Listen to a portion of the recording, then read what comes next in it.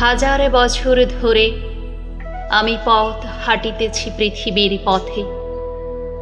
সিংহল সমুদ্র থেকে নিশীথের অন্ধকারে মালয় সাগরে অনেক ঘুরেছি আমি।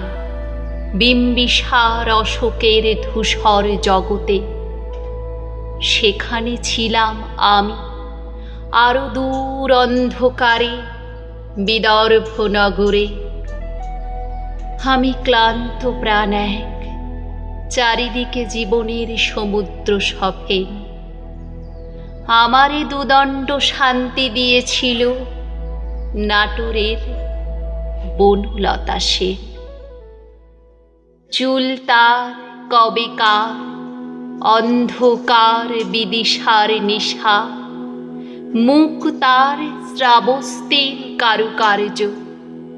অতি দূর সমুদ্রের পথ হাল ভেঙে যে নাবিক হারায়েছে দিশা।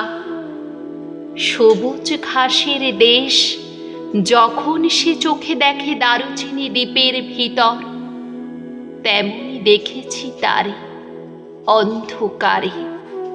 বলেছে সে, এতদিন কোথায় ছিলেন?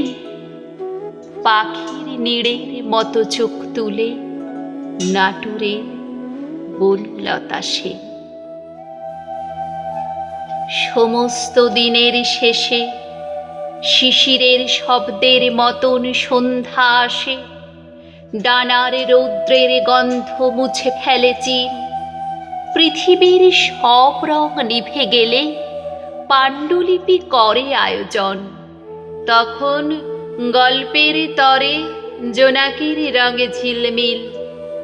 সব পাখি ঘরে আসে, সব নদী ফুরায় জীবনের সব লেনদেন।